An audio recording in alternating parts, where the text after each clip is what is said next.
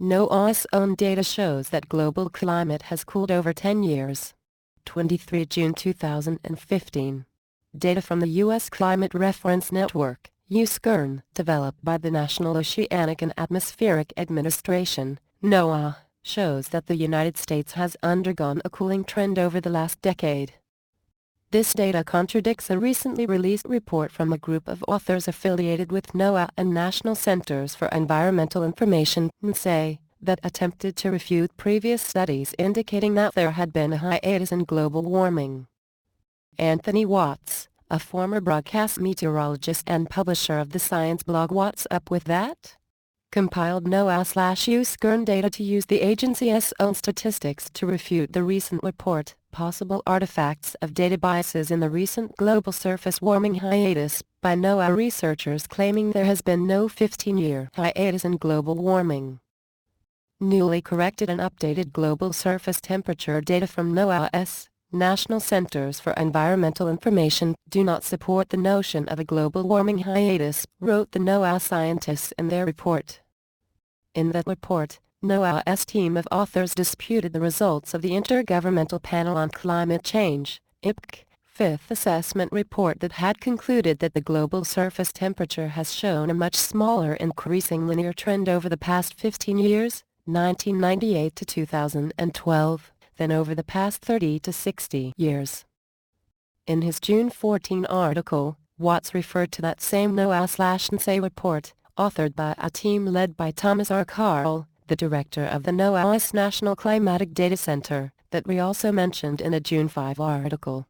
As we noted, the NOAA authors presented what they claim is an updated global surface temperature analysis that reveals that global trends are higher than reported by the IPCC, especially in recent decades, and that the central estimate for the rate of warming during the first 15 years of the 21st century is at least as great as the last half of the 20th century. Furthermore, assert the authors, these results do not support the notion of a slowdown in the increase of global surface temperature.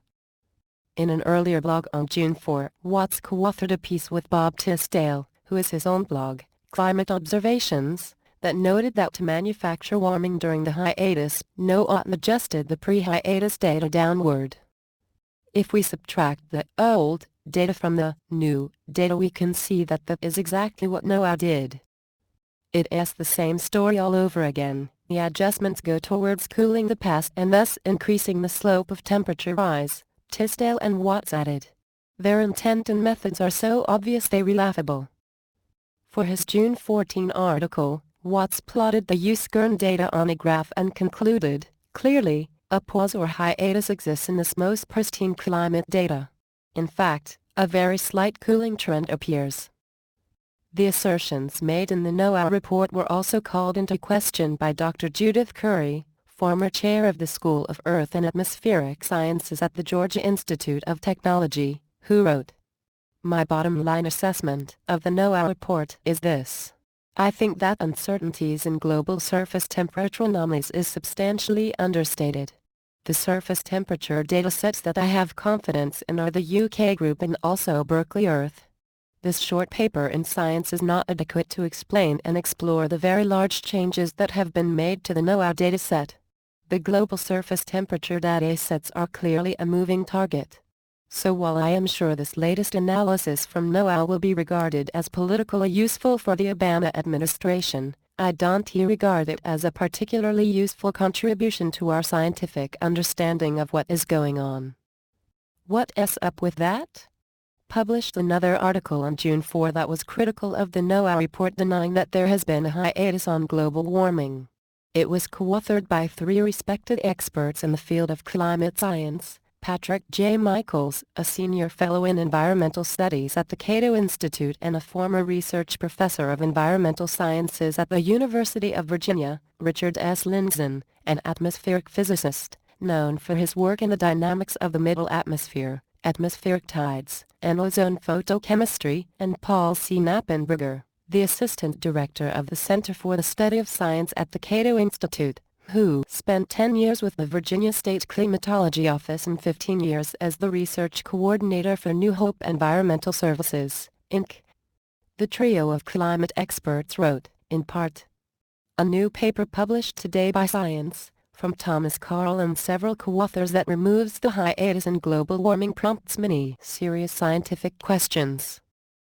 The main claim by the authors that they have uncovered a significant recent warming trend is dubious. The significance level they report on their findings, 10, is hardly normative, and the use of it should prompt members of the scientific community to question the reasoning behind the use of such a lax standard. In addition, the author's treatment of buoy sea surface temperature (SST) data was guaranteed to create a warming trend. The data were adjusted upward by 0.12 degrees C to make them homogeneous with the longer-running temperature records taken from engine intake channels in marine vessels. It is obviously impossible for the untrained layman to determine which theories postulated by scientists on either side of the global warming debate are accurate and which are not.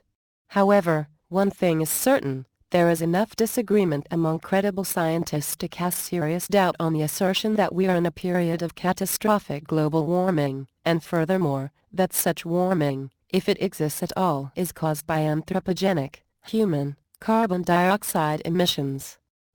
Given this scientific uncertainty, it is obviously presumptuous for our government to not only take a position on climate change, but to implement government policies based solely on one side of the debate. Statements posted on the White House website have already taken a stand, blaming human activity for global warming. Were we still contributing to the problem? Carbon pollution is the biggest drive of climate change. Of course, if we are responsible for the problem, the solution is to restrict us from activities that create carbon pollution, such as imposing strict environmental regulations on power plants and cutting energy waste in homes, businesses, and factories. Global warming is the bureaucrat's dream issue. It could provide an overzealous government with all the authority it needs to regulate every aspect of human activity. It is time for uncensored debate on the subject and common sense to prevail.